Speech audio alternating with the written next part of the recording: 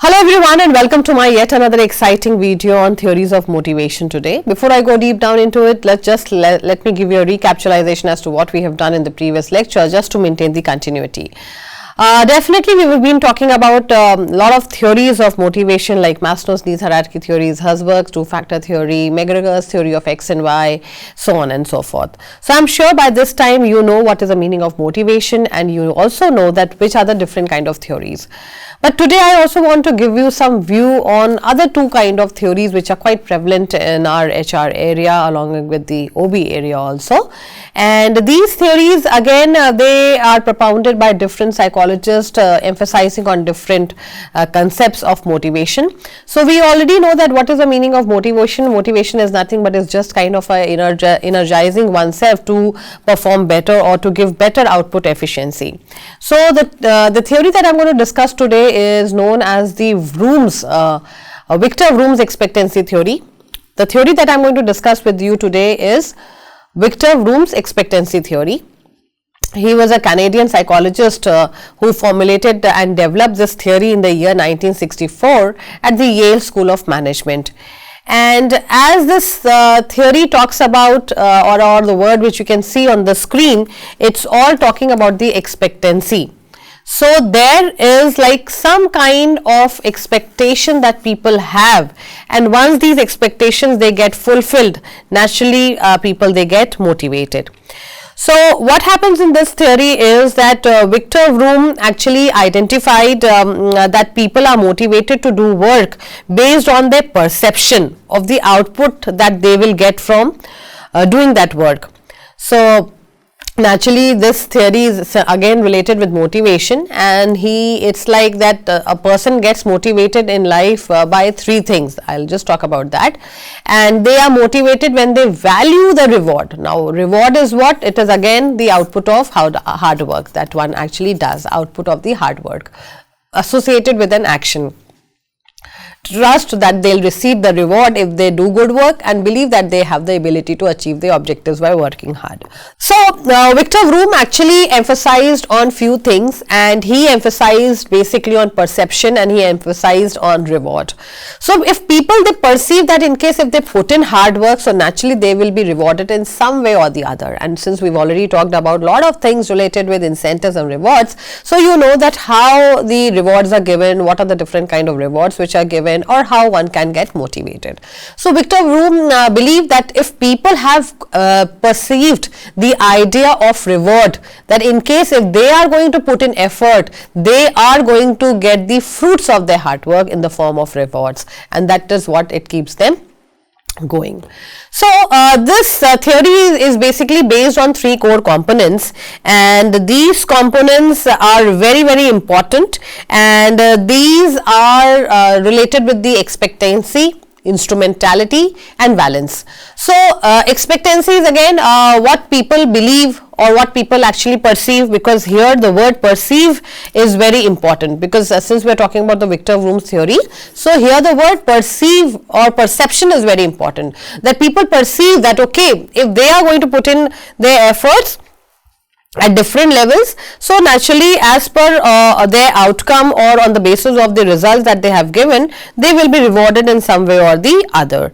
So it's like it says that how likely it is that people efforts will lead to the desired outcome, or how strong is the perceived relationship between the effort and the performance. So like if anyone is giving some kind of effort, that effort will eventually get reflected in the form of performance, and this performance could be related with your profitability, or it could be related with your productivity. So these three words are very common, and you also know that I have been using these words quite frequently. Then the second word is instrumentality. So how likely it is that the desired outcome will be rewarded. So if people are sure that in case if they are going to put in effort, they will be getting some kind of response in the form of rewards, and rewards themselves are very motivating. Just to iterate myself again, let me put it very clear to you. So all those people who are watching this video for the first time, don't get confused between the word motivation and morale. Motivation is basically an individual concept, whereas morale is a group concept. So if an individual person gets motivated, naturally the morale of the entire team of the group can be increased or enhanced. So, in the case of instrumentality, it says that there is a strong relationship of the performance that a person will give and the desired outcome. So, for example, if I complete Y amount of work, I will get promoted. Or in other words, we can say that, okay, if a person achieves the target of maybe selling 20,000 SIM cards, so he knows that he will be awarded with the cash prize of 10,000 rupees. So, this is the instrumentality, that there is a relationship exists, that there is a relationship that exists between these two things. Then balance is how desirable the outcome is to the person, how desirable is a particular outcome to an individual. So, what is the kind of connectivity, how much value a person is giving to the output that will be generated and the reward which is associated with that person. So, if that there is a kind of a positive correlation, so naturally the person will be getting motivated and he would be giving better performances to enhance the company's efficiency or overall output of the company. So, here as you can see on the screen also that this theory is again on the three words, which is EIV, and at times what we call it that M, let me put it here for you all. M is the motivation, and which is actually a function of all these three things. So, it is like E into I into V. So, see, E is all related with the expectancy, that is how the person believes that the efforts that they put in will get reflected in their performances, and instrumentality is basically explains that how the employees view these potential rewards for their performance, and balance is how much value do they hold of the rewards. So, if all these three things they are in a positive mode, naturally then the person will be getting motivated. And let me put it to you all that these rewards, they can be intrinsic also and they can be extrinsic also. So, Vroom basically says that an individual's motivation is affected by how much they value any reward which is associated with an action, that is balance, and how much they believe that by putting that effort into something they will be able to generate good results, that is the expectancy. You are expecting that if the efforts are put in they will be getting some kind of good results, and how much they believe that generating good results will result in a reward is your instrumentality. So, there is a lot of expectation related with the kind of effort people put in and with the kind of performance that they will be getting, and of course the rewards which are associated with them. So, basically motivation is a function of all these three core factors. So, here you see that this is expectancy, this is all expectancy, that is the self-efficacy, goal, difficulty, perceived control. So, you are actually expecting that in case if I am putting some kind of effort, how much reward I am going to put in, or is there any relationship that exists between the reward and the performance. And then instrumentality is again it's all related with the that how people actually they view the potential rewards for their performance. And balance is the perceived value of rewards, that how much which balance basically shows the value employees place on those rewards. Since there is a huge concern over a lot of public sector performance and its negative impact on the country also, my dear friends, at times it is very critical to examine the problem with a scientific approach. So, there are many elements in the complex equation to enhance the performance and the productivity, and since there is so much of complexity involved in understanding the performance level, the expectancy level and the rewards, and above all how much people they value these rewards, so that becomes a kind of a criticism or the limitation of the study. So, here it says that people believe that will my effort improve any performance? If they feel yes, so naturally they will be exerting better effort.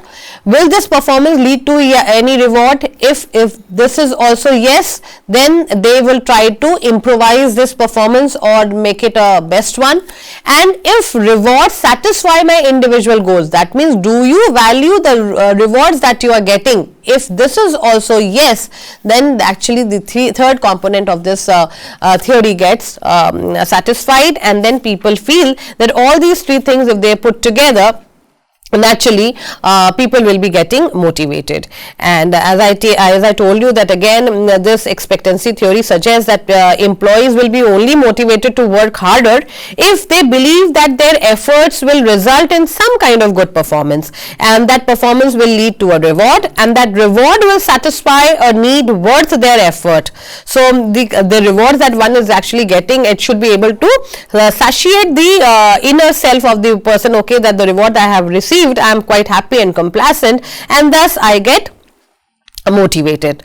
So these three elements, they are very, very important, or we can say that based on the combination of all these factors, employees will choose the behavior which gives them the highest motivation forces, and the higher each factor, the higher will be the motivation. So if they believe that my effort will improve my performance, so they will be putting higher level of effort, and if they believe that their performance will lead to the rewards, so again they will be putting their best shot, or they will be putting forward their best foot, so that they are able to give the best performance, because this performance is associated with the rewards. This performance is all associated with the rewards, and above all, if they know that the rewards that they are expecting or that they are going to get, it is going to satisfy them in some way or the other. So if it is that satisfaction level is very, very high, that means again they will be getting motivated. So this is again a kind of a matrix that has been actually given by Victor Vroom, that there is a combination of all E, I, V, that it has to be put in place, only then people will be getting motivated. And as we know that Victor Vroom's motivation, since it is a combination of all these three factors, if any of these factors they are lacking, then there can be lack of motivation. So according to Victor Vroom, all these three factors have to be present so that the person can get motivated.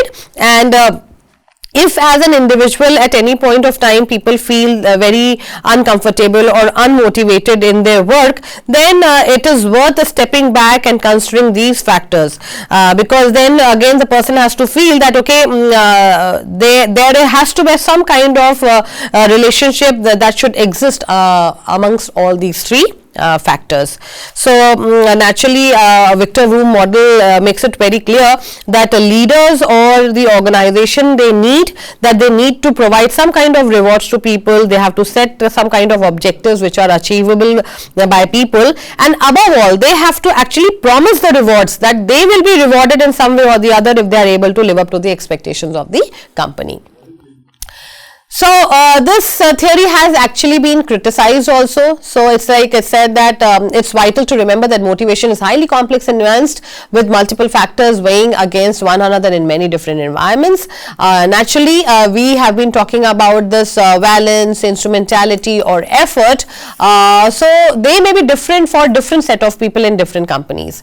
So this is also a big problem. Then expectancy theory is a popular approach for understanding and increasing motivation, particularly in workplaces. However, it has critics and several potential limitations also. Let's go ahead and find out about them.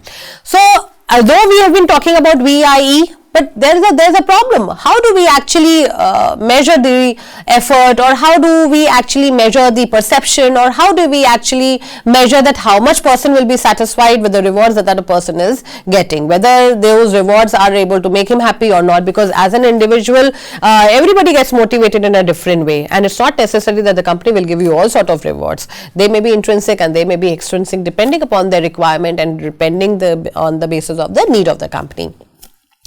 So how do we measure? So this is one of the biggest limitation. What is the best way to apply the theory in multiple situations? Because every situation have their own pros and cons. So that is also one of the limitation. Then critics has also pointed out that individuals are not equally rational. As I told you, people will be getting motivated in a different way. So once people may behave differently once they get reward, they may like it, they may not like it, so on and so forth.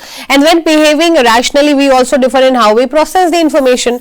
So So like for example, if people are happy and satisfied, then they will be sending a good or a positive word of mouth, otherwise they will not be doing that. And we may not be aware of all the time. This is also very important, because every individual is a person, and this is more of a psychological concept that we are talking about, that about the balance and I and E, the kind of efforts that we put in, but how much we are actually accepting that is a big factor. So this because this is also kind of a multivariate model, and this where an individual behavior is actually determined by the combination of the factors, and these factors may differ, these environments may differ, and above all there may not be awareness of these factors. Maybe there with the candidate, or maybe with the employee, or with the worker, or maybe with anyone, and we are not consciously processing all the information that we receive. Sometimes at times we receive certain things, we keep it to our mind selves, and at times we do not receive any information, and so we do not do it, because individuals, they got different needs, desires and goals, and above all their expectations are also different, my dear friends. So individuals, they make a decision between the kind of an there is a kind of a difference between the behavior patterns also of an individuals. So there may be people who may keep the information, and there may be people who may be venting out that information out. So it says that there can be some kind of strategies that can help motivate employees based on the Vroom's theory. Firstly is clarify the expectation. This is very important, because the company or the organization should say what I am expecting, and above all, as an employee or the worker also should know what I am supposed to contribute, or what I am supposed to give. So the employees should be very clear that what kind of performance expectations the company, they have it from them, so they are able to fulfill them or live up to those expectations. Then provide training, that is providing opportunities to employees to learn and develop their skill. We have already done a lot of things, very in depth. I have discussed the chapter on training and development. So in case if you have missed that video, you can just go back and have a look at it. I have tried to cover every smallest part of the training also. So in the case of Victor Vroom theory also, so one of the strategies is that we can always provide them the trainings, and the trainings always uplift the spirits, and it also improve the KSA, that is the knowledge, skills and ability. So when the knowledge and skills and abilities, they get improved, so naturally there is a higher level of motivation level. Or involve employees, give employees a sense of ownership over their work. That means they give them some kind of flexibility. So if they have got some kind of flexibility, they are free to do it, and they are more self-motivated. So if we such kind of people, they are actually desirable in our company also. So if people are self-motivated, if they're performers, and if we provide them with some kind of flexibility, so naturally they will feel elated, and they will be thinking in those positive lines of thought. And then connect work to purpose, help employees to understand that how the work contributes to the company's mission and vision, and above all the effort that they put in, it will be reflected in their performances, and once their performances are there, they will be rewarded. So this Victor Vroom theory is actually related to all those three things. This is a multivariate model. There is a combination of all these things, and above all, how these rewards, they are valued by the person, they are of great importance. So that was Victor Vroom's expectancy theory of motivation. There is another beautiful slide on my screen that you can see. At times it says that we can also apply A model, that is aware, explore and apply model, which can actually combine the strength, awareness, and then the theory can be utilized.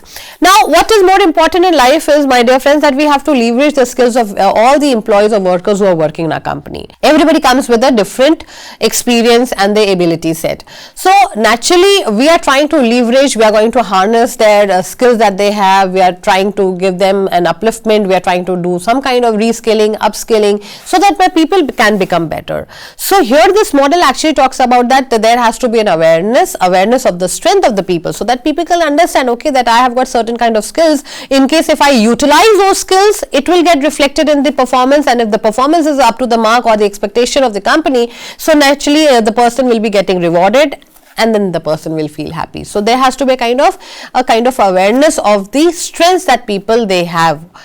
Then exploring those strengths, again this is very important, that because since we are talking about this VIE model, that is the valence, instrumentality and expectancy. So here the person reflects how these strengths can influence the valence, that is the outcomes. So if these strengths they are properly utilized by the company, naturally exponential growth figures can be attained. Then valence, for example, if we are talking to the clients, if the company is into some kind of marketing or selling the goods, then the valence can be, once we are aware, then we can actually apply this model. That is, you have to be aware of the strength, then you have to explore those strengths, and then you have to actually apply it. So once we are exploring those strengths also, then we should know that in the case of valence, that how these strengths they will definitely lead to the kind of performances that are expected, and the kind of rewards that are associated with such kind of performance. So if all these three things are in line, so naturally people will be happy and satisfied. And definitely as far as this expectancy, you can see that how could anyone use the strength in unfamiliar situation which might boost the confidence level of your capability. So again this more of the awareness, one has to be aware of the kind of skills the person has or the competencies that the person possesses. Then if those strengths they can be utilized in an unfamiliar situation and the output is really good, then definitely it will result in boosting up the confidence.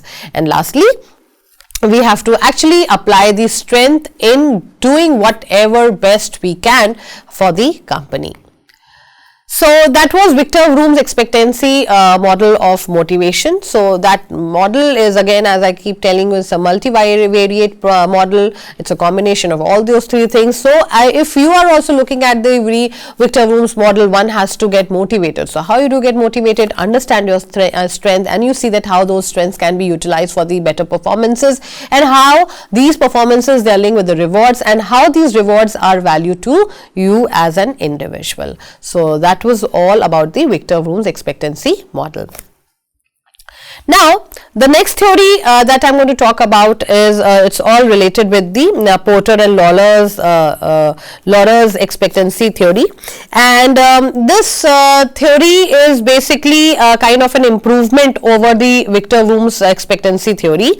And there is at times what happens is that this model of Porter P and L it suggests that there can be some counters, or there can be some kind of encounters of the assumptions or about the positive relationship that exists between the satisfaction and the performance level.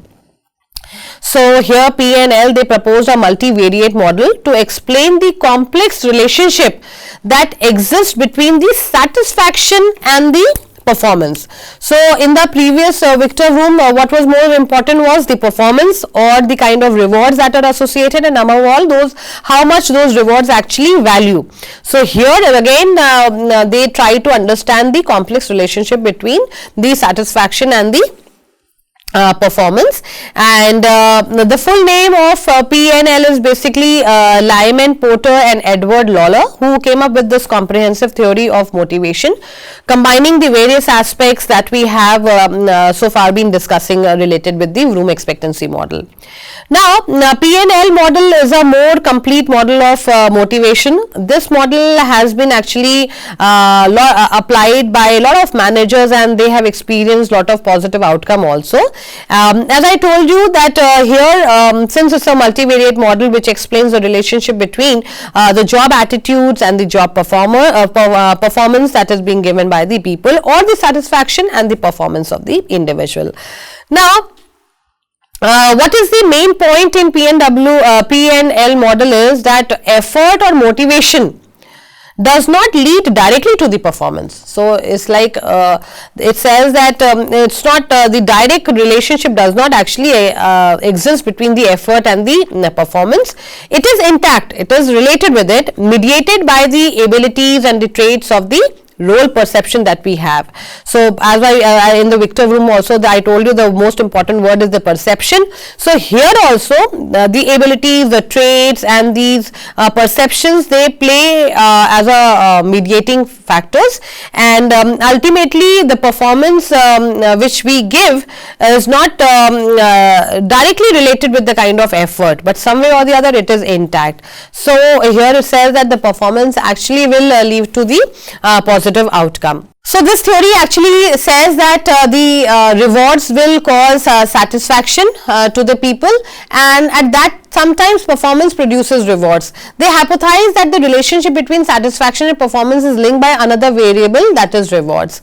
So they are the good performance leading to reward which lead to satisfaction. This we have already done that in the previous Victor Vroom theory. As I told you that PNL theory of motivation is just an extension of the Vroom Victor theory, but however they feel that it's not necessary that the effort will only is connected with the performance, though it is intact with each other. So it's a multivariate model explaining the complex relationship between the two. So here what they argue is that the satisfaction does not always leads to performance. So people, they may be satisfied, but it may not always be reflected in the form of performance. It may be reflected in some form of other things. Maybe they are happy, maybe they are able to maintain that work-life balance, so on and so forth. So rather it is reverse. People can become complacent after having achieved satisfaction once. On the other hand, performance can lead to satisfaction if, here that big if, the reward systems are effective. So at times what happens, my dear friends, is that the rewards, they may be given to the people, but these rewards, they may not be up to the satisfaction level of the people. So if they are effective, only then people will be getting motivated. That is the crux of this theory.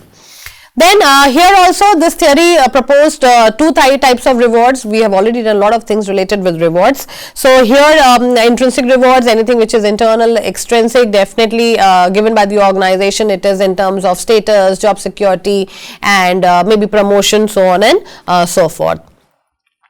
Let me take you back again to this chart which is there in this PNL model.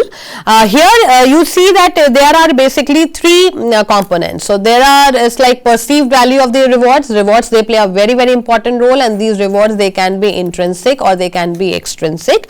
And it says that there has to be an effort and performance. So this effort is all about the perceiving part. Perceiving what? Perceiving perception related to the rewards. Okay, they are important.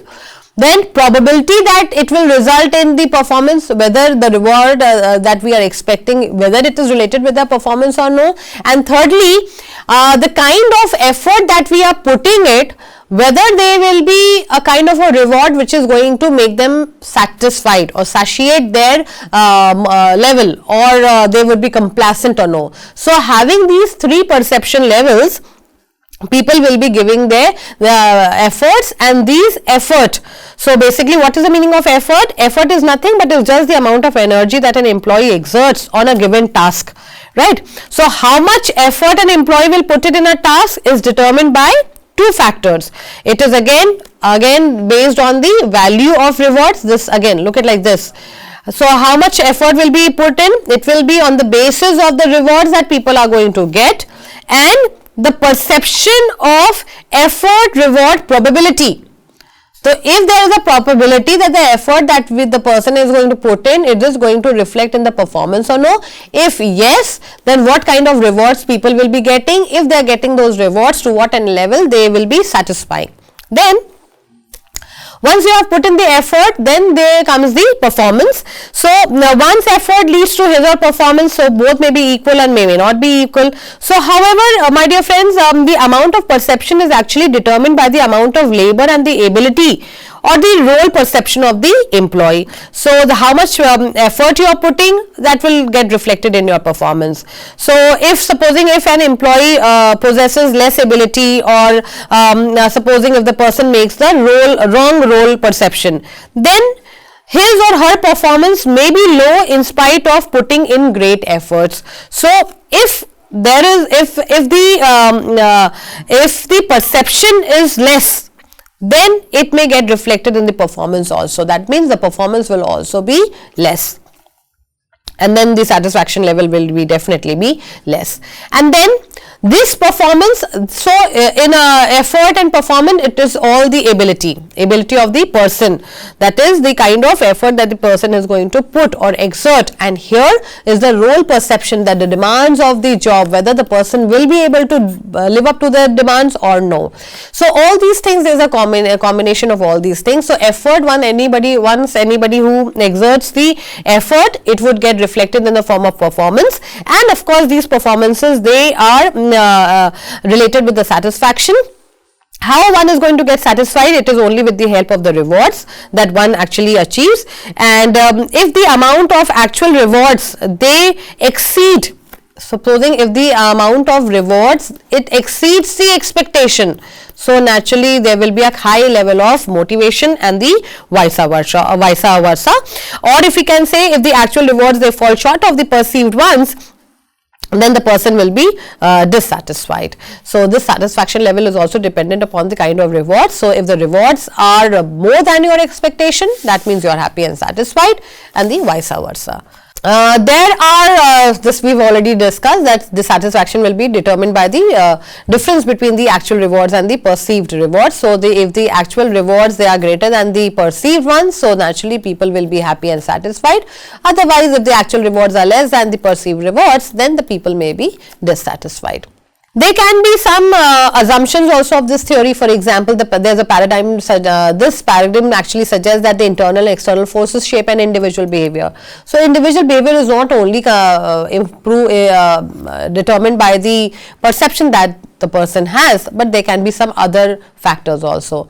And then people are assumed to be thinking, deliberating on things, and deciding for themselves what to do at work. So this is again a kind of a personal attribute which plays a which can be a kind of a deterrent also. And but assumption is that it is the prerogative of an individual to decide how much effort the person is going to put in, and what kind of relationship he is expecting between the effort that he is putting in and the kind of performance that the person is getting in, and the kind of rewards that the person is getting in. If the rewards, they are more than the perceived rewards, then the people will be very, very happy. And then another assumption is that it's important to remember that everyone is unique and have their own requirement, wants and objectives. Therefore, it will be different for different people. Individuals choose alternative behaviors based on the expectation and outcome that they hope to achieve. Now, my dear friends, you have to bear in one thing in mind. Though we've been talking about workers, we've been talking about employees, but it all will depend like which level of employees are we talking. If it is for a very top level people, maybe at that point of time rewards, they may not value that much. And in case if you're talking about the bottom level people or maybe the middle level people, then there may be some kind of importance that can be given to the rewards, but it may not be that very huge. So that is why it says that we are assuming that everyone is on the same platter and everybody gets motivated kind of with the kind of rewards that they are actually expecting. So this is all about the PNL expectancy theory of motivation, which is just the extension of the Victor Vroom's theory. And Victor Vroom's theory, expectancy theory, basically says about the VIE, that is the balance into instrumentality into expectancy. So this theory PNL, it was just an extension. That is here we are talking more about in terms of the perception that people will hold and the probability of the performance with the efforts. So if the efforts are put in by someone, it will get reflected in the performances, and these performances, of course, they are linked with the rewards, which can be intrinsic and which can be extrinsic. And if the actual reward that they are receiving, it is more than the perceived rewards, then people will be happy and satisfied, otherwise they will not be. So thank you so much for listening to this video or lecture of mine. I hope you have understood all the theories of motivation. I have tried my level best to accommodate a number of theories in this short span of time. So in case if you have anything else to discuss or maybe know about these theories, you can refer to my book, which you can see on the screen, that is HRM by Dr. Rakhi Gupta. So thank you so much for being with me today. I'll see you in the next lecture with a new topic of HRM. Thank you so much and stay tuned.